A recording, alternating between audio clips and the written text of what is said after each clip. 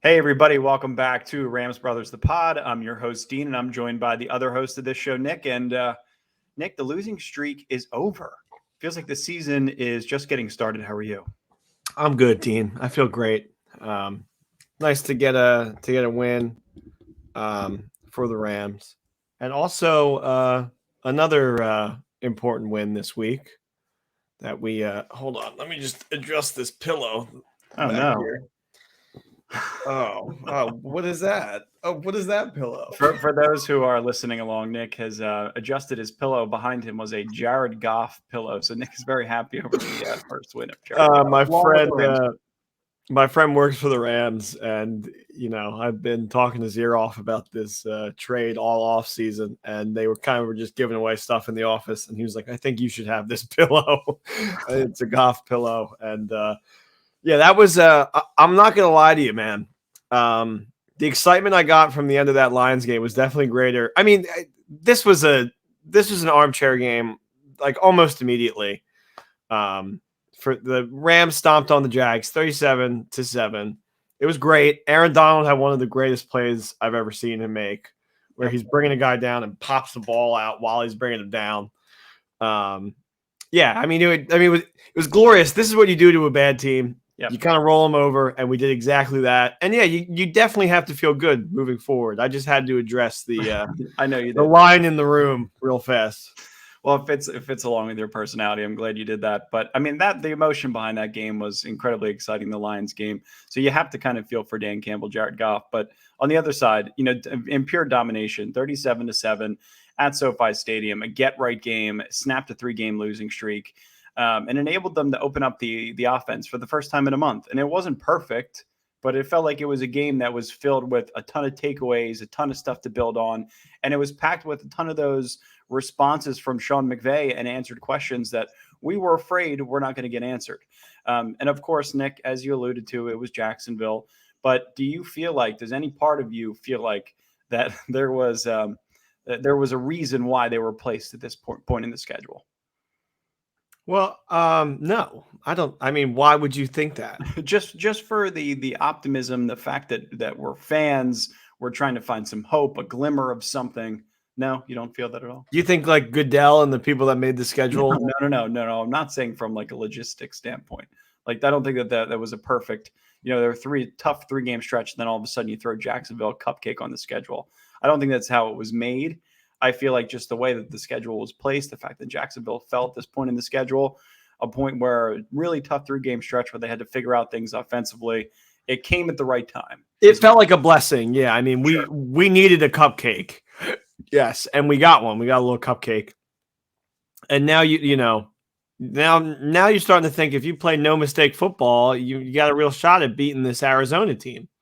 Yeah, I mean, we're going to be looking for this in the Arizona game. You're going to be looking for this throughout the entire season. And one of the things that I'm afraid of is that it is a bandage approach, right? The fact that you bring in Sony Michel, you adjust offensively, and it's a moment in time like it was last year against New England, where you're able to adjust. You give Cam Akers 36 carries, he runs for 150 yards.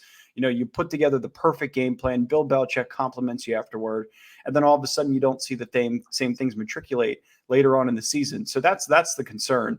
But I mean, that's what we're going to be looking for. You're going to be looking for offensive adjustments. You're going to be looking to see how the defense continues to adjust under Raheem Morris, if they're going to continue to form that identity under him, right, where they're going to continue to get pressure. They want to be even, or they want to be up in terms of, having the ball and having the offense get ahead so that they could force those turnovers. That's the kind of identity that they want to be. We'll talk about special teams. It's never perfect with special teams. When you feel like you have a game where you can get right in all phases, special teams does something that's eye-opening, that scares you. But I want to start off with the offense. It seems like Sean McVay, even in the Coach McVay podcast, right, he's happy that the negative comments are gone.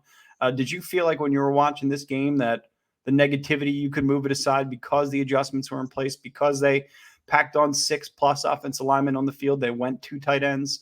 Did you feel more comfortable with the potential adjustment in the future?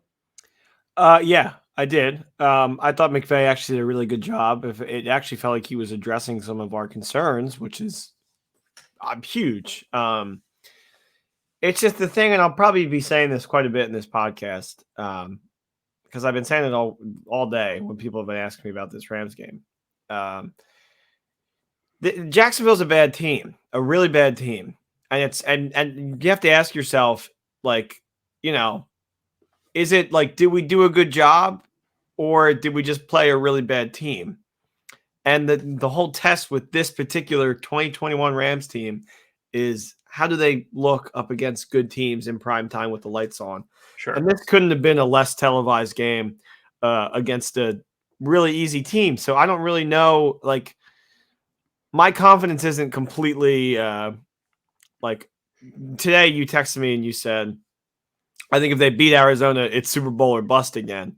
I'm not quite there. I don't feel that way. I mean, they did what they were supposed to do, and they did it very well. So it is a good sign. But once again, Jacksonville. Right. Like, well, I think the counter to that is you have to show it, of course, or you have to be able to show it against Arizona, but you have to also be able to show it in a game against Jacksonville. Right, Nick, for example, I want to just paint the picture. If the Rams would have won that game 21-7, and Odell Beckham Jr. has his touchdown, Van Jefferson has a long touchdown catch, and Cooper Kupp has the long touchdown catch, and Sony Michel has 14 rushes for 34 yards. I mean, are you as confident in the next phase of this offense if that were to happen versus what you saw in this game? Like, that was my biggest thing. I didn't want to see just the big play, explosive identity. I would have been as confident. Yeah. Okay. Because I mean, first of all, you cover the spread, which is very important. Okay. Because I think that's the marker of, like, you should be this many points better than this team at this point of the season. Okay. And they would have done that with that score. And the other thing is, like, this is a game where you kind of just want to, like, get in, get out, win. And if you win it all, I don't know. I feel like if they would have won like 11-10, then I would be like panic. But 21-7 is still pretty handsome. This is where we disagree. I think that I think what I saw within this game, you'll probably argue with me here, but Matthew Stafford, 26 of 38, 295 yards, 3 touchdowns, 7 of 9 for 128 yards, 0.74 EPA on play action plays. And from under center, he was 3 of 3 for 45 yards on play action passes. Out of the gun when he entered on Sunday's game, averaging just about 5 play action plays per game. So the play action rate increased, right? The fact that they stacked offensive linemen, you saw 6+ offensive linemen on the field. They've only done that once throughout the entire season. They did it 16 times on Sunday. So the fact that that was the most throughout the entire league on Sunday, the fact that it was an overcorrection, it was still a necessary adjustment, right? They could overcorrect all day, but if the adjustment makes sense, if you're finding the mismatch, if you feel like you could overstack on the offensive line, you bring in Noteboom, who's plenty athletic, and you can make that adjustment, and you could be curious about what you're actually capable of as an offense. And I think that was the perfect game to do that. And if they didn't do that in this game, they were still taking shots downfield on 2nd and 9 on their own 19-yard line, I would be much more concerned. But the fact that they stacked, running 12 personnel, you line up Joe Noteboom on the right-hand side, and you give Kendall Blanton, you ease him into the offense a little bit more, you give him some help. I just think it was a really good way to, onboard some of these newer players, right? Ben Skoranek, right? A couple of drops early on this season, had a big drop in this game. You're just kind of hoping that these young players can move along. And Matthew Stafford has plenty of confidence in these guys. And I know the counter argument, Jared Goff may be in the same spot. He'd have the same confidence in these guys as well. He's doing it with less. But I just feel like if they didn't do this in this game, this exact formula, this kind of overcorrection, there would be a massive level of concern. But because they took this level they paid this a level of attention to detail, and they put this much time and attention on focus on getting it right, that to me is what gives me some kind of confidence moving forward. I don't know. What kind of counters do you have to that? Well, first of all, as much as you want to praise Matthew Stafford today, he beat the Jags. First of all, that's number one. 2, I'm not as much praising him as I'm kind of praising the scheme. Okay, well, that's better because I thought the scheme was great. Stafford, he's hurt. I don't know how else you can explain it. He's throwing the ball behind people. There's a lot of throws over people's head. He's hitting them too high. And I just think he's one of those guys that gets like a little jittery in those big moments. And I don't think that's going to go away when you're playing like a really good team in the playoffs or in prime time. So yeah, I'm not one of the things. And I mean, and also he's just older and he's just going to get more and more achy and injured as time goes on. Probably. Agreed. You and I could go back and forth on this all day, but I think the one space where we could all agree is like the fact that, of course, he has a live arm. And he's going to make some mistakes. But if you put him in the right system, you put him in the right scheme, like any other good quarterback, he's not going to be a top 3 guy who can win you games on his own with his legs when he's in empty sets. But if you put him in the right situation, if you cater the run game around him, if you do some things that are a little bit different, McVay used to be the master of disguise, motion, putting Cooper Kupp in the backfield, doing different things to create mismatches. I think put Matthew Stafford in a much better position. So the position that he was in Jacksonville, I think you could think of it as a walkthrough practice, right? Where he was, a couple of things weren't perfect. He's still getting on rhythm with Ben Skoranek and Kendall Blanton, all those things. Odell Beckham Jr. is still onboarding. So like when all that stuff comes together, I think that there's a much stronger outlook for the offense moving forward because they showed this. And because I think they're putting Matthew Stafford, a player who could potentially be hurt, in a better position to succeed.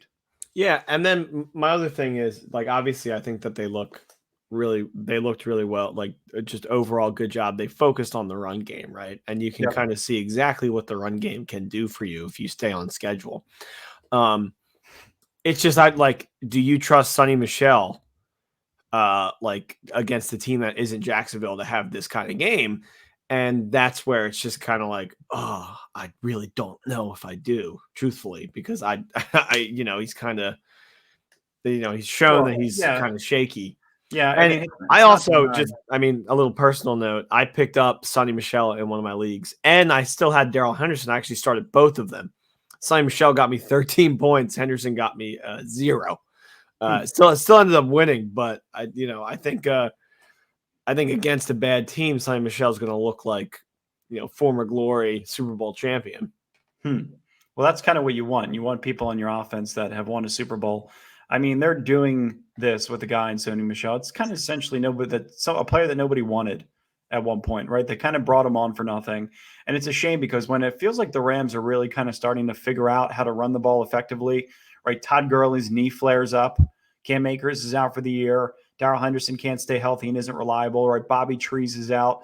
All these viable pieces that would help in the run game all of a sudden vanish, right? If Sony Michel's the guy that can step up, I love him that much more for it. If he's the guy who can create after contact, if he's a guy who's doing everything that he should be doing, if he's falling forward, if he's creating momentum, if he's creating rhythm, right? Those are all things that I'm looking for in a running back. And you could be Frank Gore, you could be Adrian Peterson, you could be Sony Michel, Darrell Henderson, doesn't matter. If you're doing what fits the scheme and you're falling forward and the offensive line is doing their due diligence, it doesn't matter who it is. It's the CJ Anderson effect, right? It's the same thing.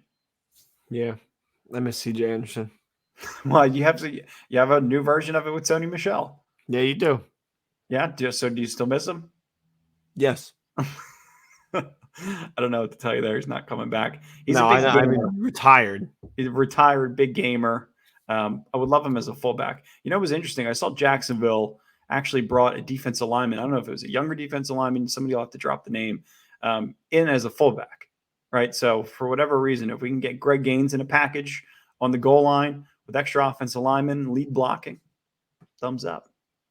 Yeah, I love what I'm seeing from Greg Gaines. And I mean, yesterday too, it's like the defense just looked lights out. Yeah. The defense was tough. Obviously in the first quarter, right, there were some moments you figure they were still trying to figure out what was most effective. But I thought the pressure was there and they were aggressive, right? I think one of the things we wanted to see was before the game, we were texting me, you and Dad, and we were talking about the Colts defense, Patriots defense, how they're so willing to punch the ball out. One of the things Raheem Morris said after the game, he was like, when these guys are going down, when they're trying to fight for extra yards, perfect opportunity to punch the ball out. So I just wanted to see the defense be more aggressive, and I thought I saw a little bit of that on Sunday. Yeah, I would have to agree. Von Miller also, I mean, he's just like so close to getting that first turnover. Is I mean, I don't think he was expecting the ball.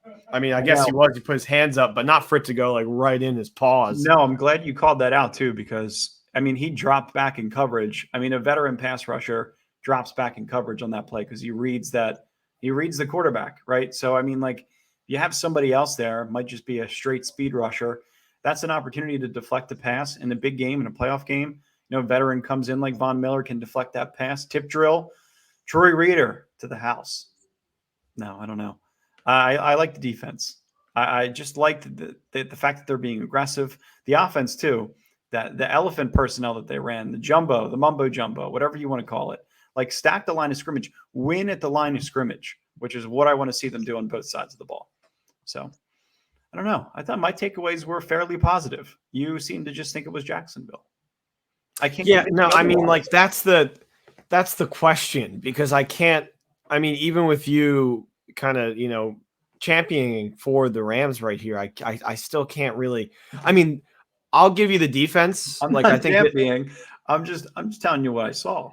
Right. I think that the defense certainly deserves the like the baton, essentially putting up a goose egg, for this team, which is definitely, like, regardless of the team, if you're holding them to 7, I mean, and only 7, like, that is, I mean, you're doing a really good job. I mean, Urban Meyer's going for it on 4th down when they could be getting 3 points here or there, but regardless, I definitely want to crown the defense. It's just the offense that just still.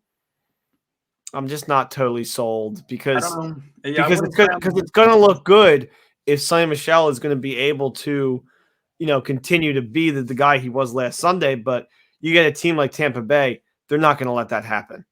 I know, but Sony Michel wasn't. Yeah, he did carry the load in that game last time they played Tampa Bay, but he didn't run for 100+ yards. Right. And also, like, Stafford now versus Stafford then. He just doesn't look as good. He doesn't pass my eye test. He made a couple of throws. I'm going to defend our guy here for a second.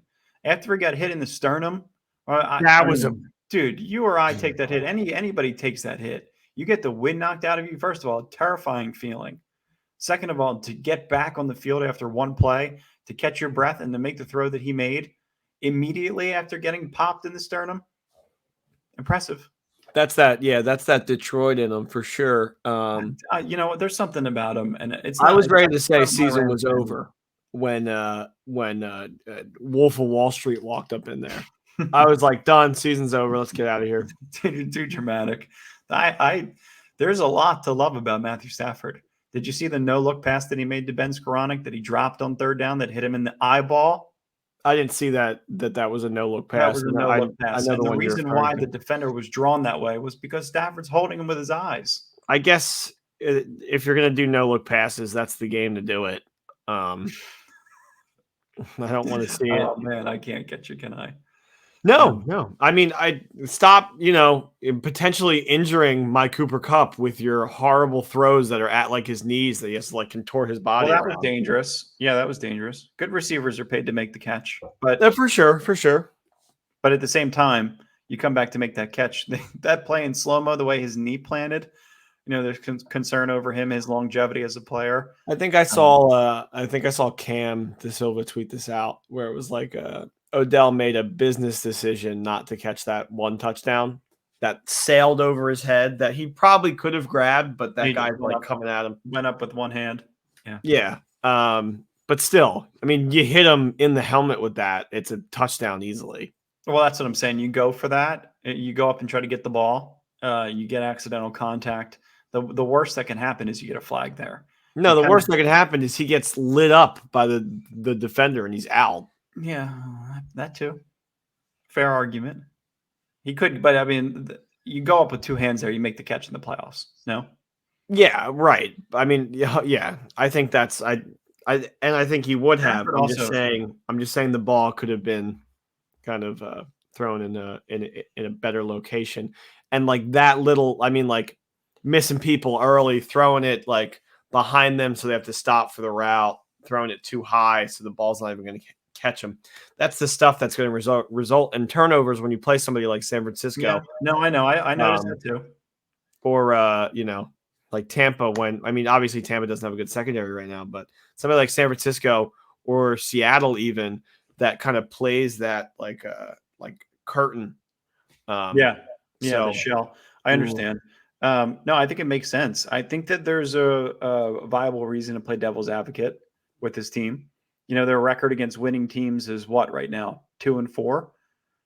It's like 1-5. 1-5, something like that. Because the Colts technically are, I think they're what, 7 or 6-7. Yeah, I don't think they're winning. So they're not a winning team. It's really only you beat Tampa, lost to San Francisco, lost to the Cardinals, lost to the Packers, and lost to the Titans. So my biggest questions were before going into this game was like, do you have, and I think it was Sean McVay's own question too, right? He was talking about keeping the 48-man active roster as active as possible, right? Being able to kind of utilize as much as you can on that roster, right? I think you have to give a lot of credit to the ability to make that adjustment. I think the reason why I'm so high on it is because if the adjustment was different, right, for whatever reason, if they stayed in 11 personnel, Matthew Stafford was still in shotgun, they didn't have an ability to run the ball, they stayed one-dimensional and still figured out a way to win, I wouldn't be as confident moving forward, as I said earlier in the podcast. But because they did what they did, the severe, over-dramatic overcorrection, I just feel like if they felt like, there's a point in the season where you set yourself up, like the whole offseason, of course, they brought in personnel, they brought in talent to build this explosive play identity. Of course, you hit a wall at some point. And you have to be able to figure out how to make that adjustment. And like I said, because the adjustment was so over dramatic, over severe, it just leads me to be confident moving forward in not only the offense, because the offense, or not only the offense, but the defense too, because the defense plays off of what the offense is able to do, right? If you're able to play with a lead, your defense is completely different. If you're not putting your defense in horrible positions via special teams or a pick six or a fumble, coming around the edge, then you're in a much better spot. And I think you're going to see the statistics start to trickle in positive directions and trend in the right way because they're going to start to do things better offensively. So yeah. I don't know. What are your thoughts? My thoughts were I'm kind of upset I didn't place the Sony Michel anytime touchdown scorer bet. How about first time touchdown score? Yeah, you got that, right? Whew, yes, I did. $25. Might as well put. I read the book, courtesy MyBookie, and I read the book.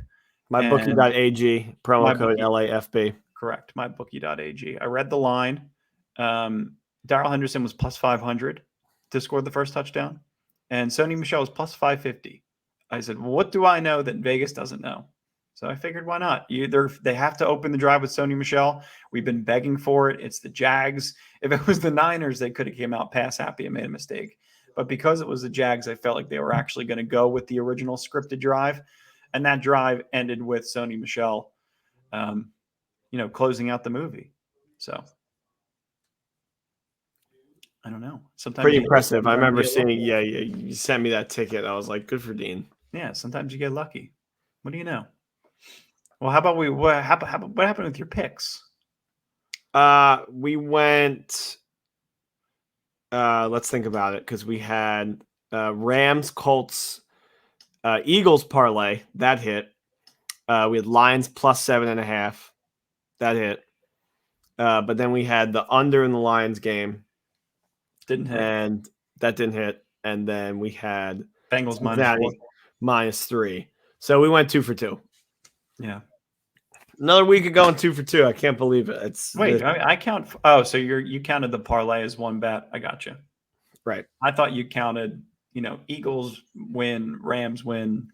I said my final play was to parlay all of them, but I'm not going to count that because that was just for fun. We both parlayed all of them. Yes, we did, and we lost. Came out unsuccessful, but it was very close, and it was extremely fun to watch. It was fun just to watch the Lions squeak out that victory for sure. How about that Bengals game kept me entertained for the whole 1:00 hour as well? Yeah, that was fun. Awesome. Play Jacksonville this week. You have Arizona on Monday. Did you watch any of that Bears-Arizona game? Of course I did. Because I did not. I live in a household with 2 Eagles fans, so my TV was locked. Yeah, I did. A lot of it was due to the weather. I saw Kyler Murray fumbled twice. I was able to get both of them back, but he's impossible to contain. And it felt like everybody was kind of slipping and sliding everywhere. But he's back, full health. Hopkins looks amazing. They're going to be tough to stop. But also, you have to take into consideration that Chicago had a lot of ill-timed turnovers. And I don't think their offense put up a ton of yards. They were in a lot of advantageous spots offensively in that game. So they were able to kind of create James Conner's unbelievable. The way that they're able to kind of run a variation of Baltimore's pistol offense, I think, is really impressive. And I think Kyler's just as talented, if not more talented, than Lamar. So they're going to be a force. I watched Kurt Warner on Good Morning Football this morning, and it's week 13 and Rams Cardinals on Monday. So he was like all pumped up.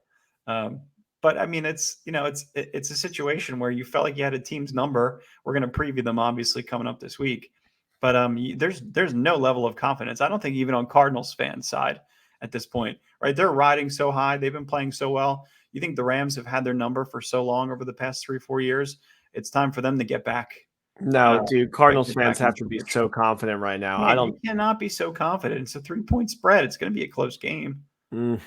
Cardinals -7, I think, would be a good play. The second you get too comfortable, that's when teams can beat you.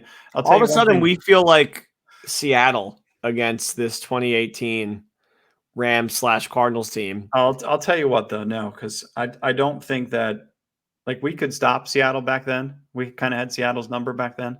This Arizona team cannot stop the run. They can't stop anybody on the ground. So you kind of scheme up something similar to you did in this game, and I think they're going to be in a good spot. Sony Michel, I remember them abandoning the hell out of the run the first time they played them. So, yeah, Sony Michel in the first game in Arizona, 3 carries, 11 yards. So you're not going to duplicate that game plan. That game was torture. Phew. I had a hard time getting through that one. Yeah. Oh, God. I hate it. I was there. I hated that. I thought they were a lock to win that game. He just looked off in the distance like, I can't believe they lost that one. Yeah. I think I've been overly optimistic. Yeah. This entire season, and you've been. Yeah, which is so weird because we've completely changed. Because that was always me, and now I'm. Feel like I think now that I've seen that they could win in 2 ways, right? It's not just the deep ball, and when you are able to create a separate identity in week 12, week 13, in December, that gives me plenty of optimism. I don't feel like they've necessarily done that since the 2018 season. And it's very difficult to do. And I think that they figured out a way to use the 48-man active roster and bring a guy like Joe Newcomb on the line of scrimmage. Kendall Blanton's going to get some reps. And you have more weapons offensively. Take some pressure off of Cooper Kupp. I think Cooper Kupp had a reception until some point in the second quarter. Still went over 10 catches and 100 yards. But still, I mean, you take that stuff into consideration. I mean, he's the closest thing you're going to get to Torrey Holt or Isaac Bruce. I mean, he's the jersey you buy right now. So, I don't know. What jersey are you buying? Von Miller. If someone was like, you have to buy another jersey, I would get Von Miller. But you're going Von Miller? I'm not. I'm so good on jerseys right now. I got plenty. You got Bobby Trees, and I have Cooper Kupp. I think that's all we need at this point. How about Andrew Whitworth turns 40 on Sunday? I thought he got some awesome advice from Wayne Gretzky when they were playing golf. He said, make sure people have to tear that jersey off of you and don't walk away until you're ready.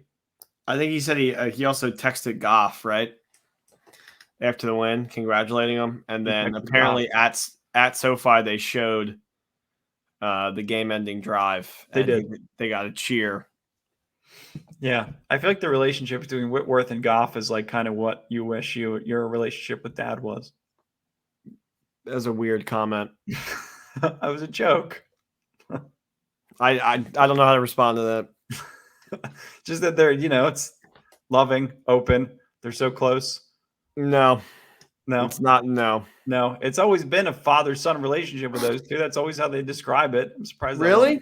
Yeah, always. 20 and 40, 26 and 40. So Whitworth would have had to have him when he was like 17. Man, you were tough to talk to tonight. Appreciate it. All right. Anything else before we go? No, I mean, I'm not going to make a mean comment about how you wish McVay was your brother and not me, but See, that would actually be funny, and I wouldn't take it as personal offense like you take everything. I don't take everything as personal offense. Okay. I don't take anything personally. Oh, yeah. Okay. All right, cool. I have very thick skin. That's why very thick. everybody thinks that they can just fucking yell at me all the time. It's great. Yeah. All right. Okay. Well, enjoy your night, Rams fans. We'll talk to you again on Thursday or Friday or maybe Saturday. Yeah. Guess we'll see. Peace. Go Rams.